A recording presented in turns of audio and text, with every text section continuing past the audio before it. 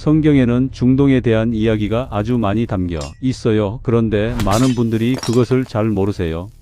뉴스에서 이스라엘 이야기가 나오고 이란과의 갈등이 나오고 중동의 전쟁 소식이 들려올 때마다 어디선가 이런 말을 들으신 적 있을 거예요. 성경에 다 나와 있다고. 이게 다 예언의 성취라고. 그 말이 궁금하셨던 분들, 하지만 막상 어디서 어떻게 찾아야 할지 몰라서 그냥 넘기셨던 분들, 오늘 그 이야기를 함께 해볼게요. 다만 저는 오늘 이 자리에서 단정 짓는 말을 하지 않을 거예요. 어느 나라가 망한다고도 하지 않을 거고 어느 나라가 약하다고도 하지 않을 거예요. 성경이 말하는 것을 성경이 말하는 만큼만, 그리고 해석이 다양한 부분은 다양하다고 그렇게 솔직하게 이야기해 드릴 거예요. 왜냐하면 성경 예언을 대할 때는 정직함과 신중함이 가장 먼저여야 하거든요. 이것이 우리가 잘 몰랐던 이야기예요. 자극적인 제목 뒤에 숨어 있는 것이 아니라 성경 본문 안에 조용히 담겨 있는 이야기. 오늘 그것을 천천히 함께 들여다볼 거예요. 끝까지 함께 해주세요. 많은 분들이 성경 예언에 관심을 가지는 건 자연스러운 일이에요. 특히 세상이 불안할 때 더 그렇죠. 전쟁 뉴스를 보면서 지구 어딘가에 긴장감이 커질 때 사람들은 본능적으로 이 모든 것이 어디서 비롯된 것인지, 그리고 어디로 향하는 것인지를 묻게 돼요. 그 질문이 성경으로 향하는 건 아주 자연스러운 흐름이에요. 성경은 단순한 역사책이 아니에요. 하나님이 세상을 어떻게 보시는지, 그리고 세상이 어떻게 흘러가는지를 담은 책이에요. 그러니까 세상이 혼란스러울 때 성경을 찾는 것, 그건 아주 올바른 방향이에요. 하지만 여기서 꼭 말씀드려야 할 것이 있어요. 성경 예언은 조심스럽게 다뤄야 해요. 왜냐하면 성경 예언을 해석하는 방식이 학자마다 달라요. 아주 오래전부터 지금까지 뛰어난 신학자들이 서로 다른 해석을 내놓고 있어요. 어떤 예언이 이미 이루어진 것인지, 어떤 예언이 아직 이루어지지 않은 것인지, 심지어 같은 구절을 두고도 해석이 완전히 다른 경우가 있어요. 그러니까 어떤 사람이 이 구절이 지금 이 나라를 가리킨다, 또는 이 사건이 이 예언의 성취다 라고 단호하게 말할 때는 그 말을 그대로 받아들이기 전에 한번 생각해 볼 필요가 있어요. 성경 예언을 해석할 때는 겸손이 필요해요. 내가 모를 수도 있다는 것, 다른 해석이 있을 수도 있다는 것, 하나님의 뜻이 내 이해를 넘어설 수도 있다는 것, 이걸 인정하면서 성경 앞에 설 때 비로소 진짜 이해가 시작돼요. 오늘 저도 그 자세로 이야기할게요. 그럼 이제 본격적으로 성경 안으로 들어가 볼게요. 성경에서 중동이라는 지역은 사실 성경의 무대 그 자체예요. 구약 성경의 사건들이 일어난 지역이 바로 지금의 중동이에요. 이스라엘, 이집트, 바빌론, 페르시아, 시리아. 이 이름들이 지금도 지도 위에 살아있는 지명들이잖아요.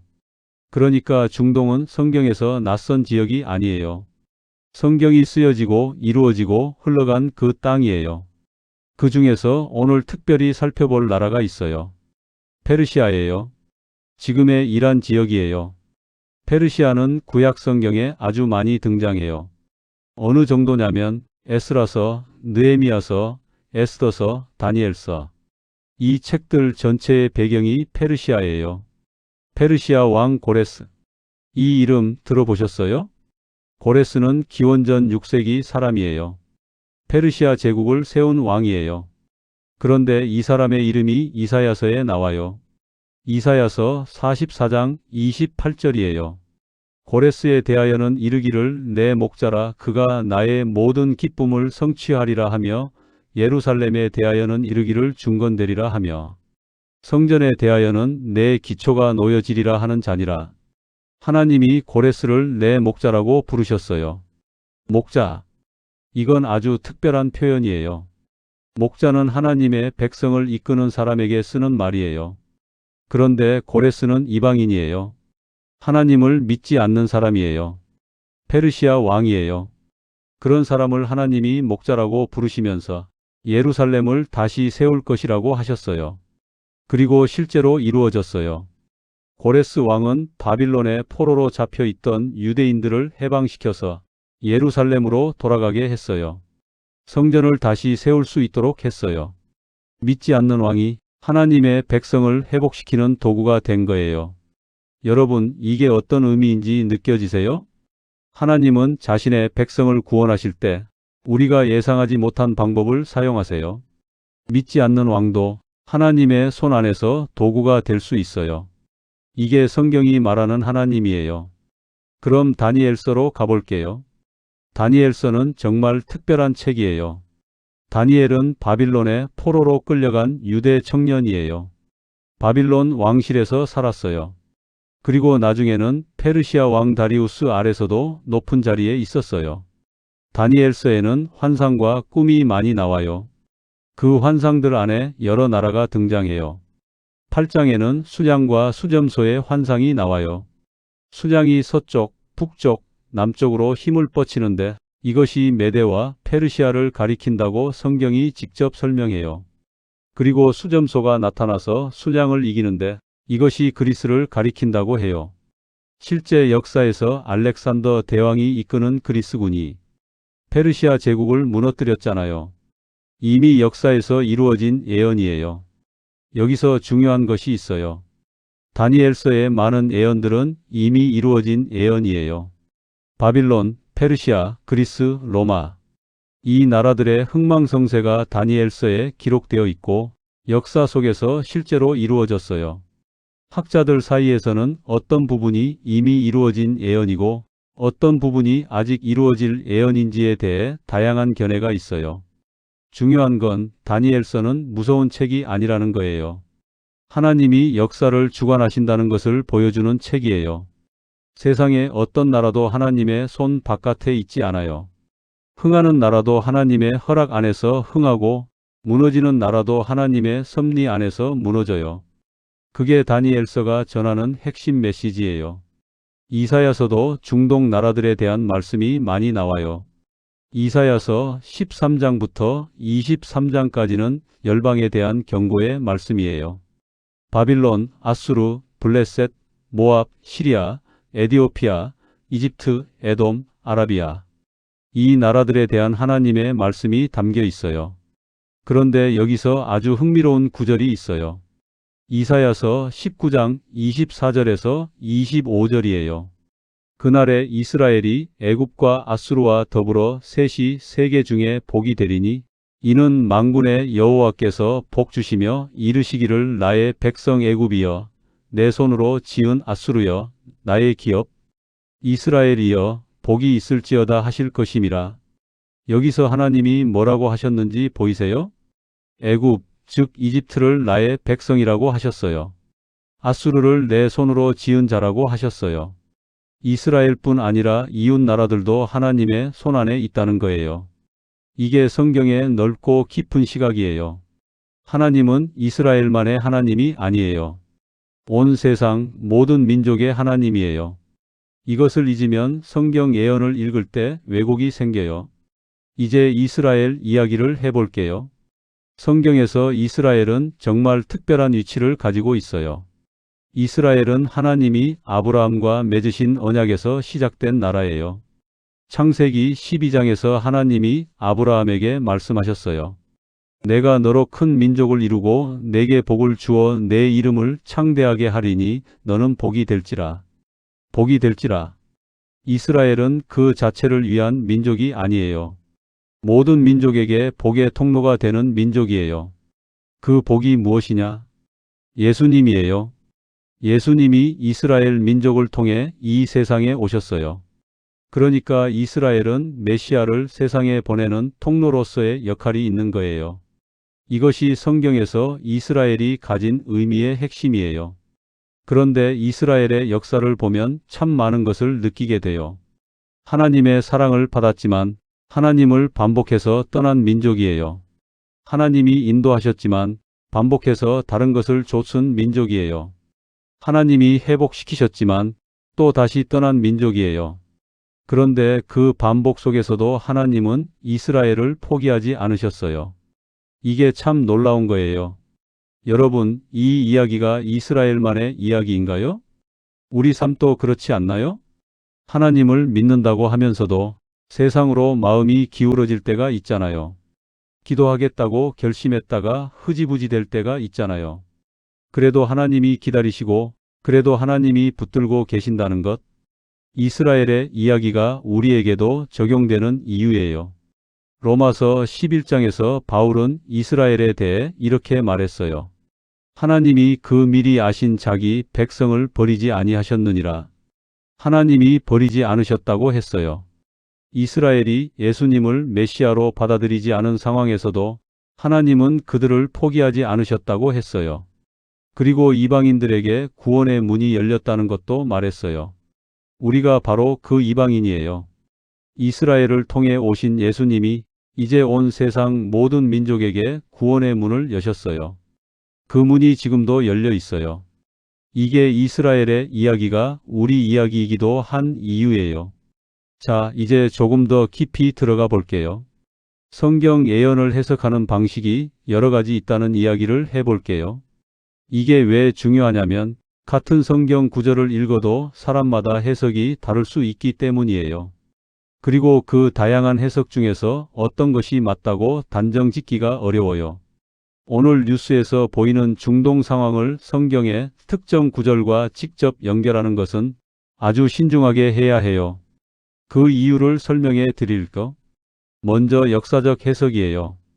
이 해석 방식은 성경 예언 중 많은 부분이 이미 역사 속에서 이루어졌다고 봐요. 예를 들어 다니엘서의 많은 예언들, 바빌론, 페르시아, 그리스, 로마의 순서로 이어지는 제국들의 이야기는 이미 역사에서 이루어진 것들이에요.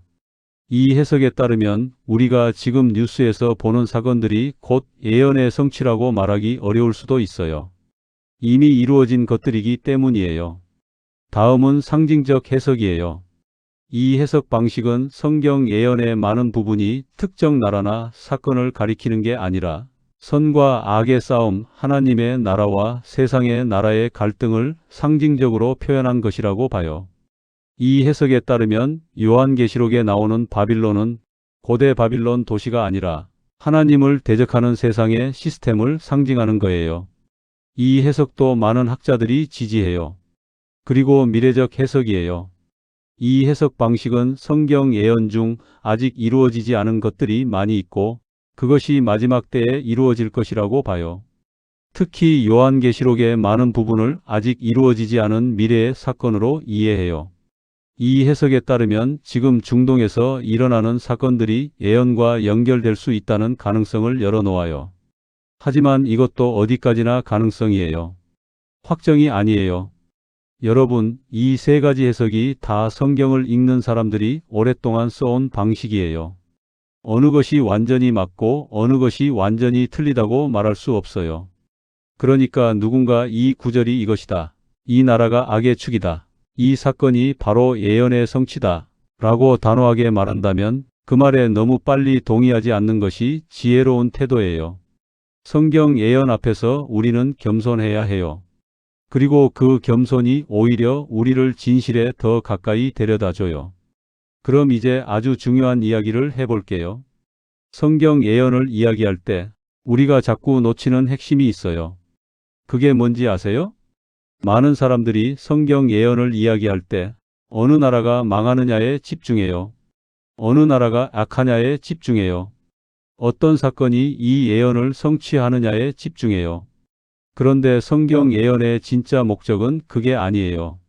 성경 예언의 목적은 하나님이 역사의 주인이라는 것을 알게 하는 거예요. 그리고 그것을 알기 때문에 어떤 상황에서도 하나님을 신뢰할 수 있다는 것을 알게 하는 거예요. 다니엘서를 읽을 때 제국들이 흥망성쇠하는 이야기를 읽으면서 우리가 느껴야 할 것은 공포가 아니에요. 하나님이 이 모든 것을 아신다는 것, 그 손이 역사 위에 있다는 것, 그러니 우리는 안전하다는 것, 그게 다니엘서가 주려는 평안이에요. 요한계시록도 마찬가지예요. 요한계시록은 무서운 책이 아니에요. 마지막이 어떻게 되는지를 보여주는 책이에요. 그 마지막이 뭔지 아세요? 하나님의 승리예요. 악의 패배예요. 하나님의 백성의 회복이에요. 눈물이 없고 슬픔이 없고 아픔이 없는 세상이 오는 거예요. 그게 요한계시록의 마지막이에요. 그러니까 예언은 공포를 위한 것이 아니에요. 예언은 소망을 위한 것이에요. 예언은 하나님을 더 신뢰하게 하기 위한 것이에요. 이게 우리가 놓치기 쉬운 핵심이에요. 여러분, 잠깐 생각해 보세요. 지금 뉴스에서 중동 소식이 나올 때 우리 마음에 어떤 감정이 드세요? 두려움이 드세요? 불안이 드세요? 그 마음 충분히 이해해요. 세상이 불안하면 마음이 불안한 건 자연스러운 거예요. 하지만 성경이 그 불안에 이렇게 말해요. 이사야서 41장 10절이에요. 두려워하지 말라. 내가 너와 함께 함이니라. 놀라지 말라. 나는 내 하나님이 됨이니라. 내가 너를 굳세게 하리라. 참으로 너를 도와주리라. 참으로 나의 의로운 오른손으로 너를 붙들리라. 내가 너와 함께 함이니라. 이 말씀이 지금 이 순간 여러분에게 향해 있어요. 세상이 어떻게 흘러가든, 중동의 상황이 어떻게 되든, 뉴스가 무엇을 말하든 하나님이 함께 하신다고 하셨어요. 그 말씀을 붙들 수 있어요. 마지막 때를 향한 우리의 자세에 대해 이야기할게요. 우리가 가져야 할 자세는 두 가지예요. 첫 번째는 분별하는 자세예요. 세상에는 성경 예언을 자극적으로 사용하는 사람들이 있어요. 두려움을 이용해서 사람들을 끌어모으는 사람들이요. 특정 사건을 예언의 성취라고 단정 짓고 그래서 지금 당장 어떤 행동을 해야 한다고 몰아가는 사람들이요. 그런 이야기를 들을 때 분별해야 해요. 성경은 두려움의 책이 아니에요. 예수님은 요한복음 14장에서 이렇게 말씀하셨어요. 너희는 마음에 근심하지도 말고 두려워하지도 말라. 두려워하지 말라고 하셨어요. 성경을 읽고 나서 더 두렵다면 그 해석이 맞는 방향으로 가고 있는지 생각해 볼 필요가 있어요. 성경을 읽고 나서 더 평안해지고 더 하나님을 신뢰하게 된다면 그 방향이 옳은 거예요. 두 번째는 깨어있는 자세예요. 예수님이 마태복음 24장에서 말씀하신 것처럼요. 그러므로 깨어있으라. 세상이 어떻게 돌아가는지 모른 채로 무감각하게 사는 것도 아니에요. 그렇다고 세상 소식에 너무 휘말려서 두려워하는 것도 아니에요. 깨어있다는 건 하나님과의 관계가 살아있다는 거예요. 매일 말씀을 조금씩 읽고 기도로 하나님과 대화하고 내 삶 속에서 하나님을 신뢰하며 살아가는 것. 그게 깨어있는 거예요. 세상의 큰 흐름을 바라보면서도 그 위에 하나님이 계신다는 것을 잊지 않는 것. 그게 우리가 가져야 할 자세예요. 시니어 여러분께 특별히 말씀드리고 싶어요. 살아오시면서 세상의 많은 변화를 보셨잖아요. 전쟁도 보셨고 경제 위기도 겪으셨고 세상이 뒤집힐 것 같은 순간들을 지나오셨어요. 그런데 지금 여기 계세요. 그 모든 것을 지나오셨어요. 어떻게 지나오셨어요? 하나님을 붙들었기 때문이에요. 그 하나님이 변하지 않으셨어요. 세상이 아무리 달라져도 그 하나님은 오늘도 같은 분이에요. 그러니 지금 세상이 불안하게 보여도 여러분이 지금까지 붙들어온 그 믿음, 그것이 지금도 여러분을 지키고 있어요. 그 믿음이 가장 든든한 준비예요. 처음 믿음을 시작하신 분들 또는 아직 믿음이 어렴풋하신 분들께도 말씀드릴게요. 오늘 이 이야기들이 복잡하게 느껴지셨을 수 있어요. 성경, 예언, 나라 이름들 다 처음 들어보는 것 같아서 어렵게 느껴지셨을 수 있어요. 그래도 하나만 기억해 주세요. 하나님은 세상의 흐름을 다 알고 계세요. 내가 알지 못해도, 내가 이해하지 못해도 하나님은 다 알고 계세요. 그 하나님을 신뢰하는 것, 그게 오늘 이 이야기의 가장 중요한 결론이에요. 자, 마무리할게요. 오늘 우리는 성경 속에 담긴 중동 이야기를 함께 들여다봤어요. 페르시아가 어떻게 등장하는지, 이스라엘이 성경에서 어떤 의미를 가지는지, 성경 예언을 어떻게 해석해야 하는지, 그리고 우리가 가져야 할 태도가 무엇인지 많은 이야기를 했는데 가장 중요한 한 문장으로 요약할게요. 예언은 공포를 위한 것이 아니라 하나님을 더 신뢰하게 하기 위한 것이에요. 세상이 어떻게 돌아가는지 무섭다면 그 두려움을 하나님 앞에 가져가세요. 성경 예언이 복잡하게 느껴진다면 그 복잡함 속에서도 하나님이 역사 위에 계신다는 것만 붙들어도 돼요. 오늘 하루도 뉴스가 어떤 이야기를 하든 하나님이 그 역사 위에 계신다는 것, 그 믿음이 오늘 밤 여러분의 마음을 지켜줄 거예요. 기도할게요. 눈을 감으셔도 좋고 그냥 들으셔도 좋아요. 하나님 아버지, 오늘 우리는 성경이 담고 있는 중동의 이야기, 열방에 대한 이야기, 이스라엘에 대한 이야기를 함께 들여다봤습니다. 쉽지 않은 내용이었지만 끝까지 함께해 주신 분들에게 감사해요. 하나님, 세상이 불안하게 느껴질 때마다 당신이 역사의 주인이라는 것을 기억하게 해주세요. 어느 나라가 흥하고 망하든 어떤 사건이 일어나고 사라지든 그 모든 것 위에 당신이 계신다는 것을 잊지 않게 해주세요. 예언을 두려움으로 읽는 것이 아니라 당신을 더 깊이 신뢰하게 하는 도구로 읽을 수 있게 해주세요. 세상을 걱정하는 마음이 당신께 기도하는 마음으로 이어지게 해주세요. 뉴스를 보며 불안해하는 것이 아니라 당신이 그 역사 위에 계심을 고백하게 해주세요. 그리고 하나님, 오늘 이 이야기를 들은 모든 분들의 마음에 당신의 평안이 자리 잡기를 바랍니다. 세상이 어떻게 흘러가든 나는 하나님의 손 안에 있다. 이 고백이 오늘도 우리와 함께 하기를 바랍니다. 예수님의 이름으로 기도합니다. 아멘. 여러분, 오늘도 함께 해주셔서 진심으로 감사해요. 성경 예언은 우리를 두렵게 하려는 것이 아니에요. 우리를 하나님 곁으로 더 가까이 이끌려는 것이에요. 그 방향으로 오늘도 걸어가 주세요. 이 영상을 통해 하나님의 말씀을 더 깊이 알게 되셨다면 구독과 좋아요로 함께 말씀을 전하는 손가락 전도자가 되어주세요. 다음 영상에서도 쉽고 천천히 또 함께해요. 평안한 하루 되시고 편안한 밤 되세요. 안녕히 계세요.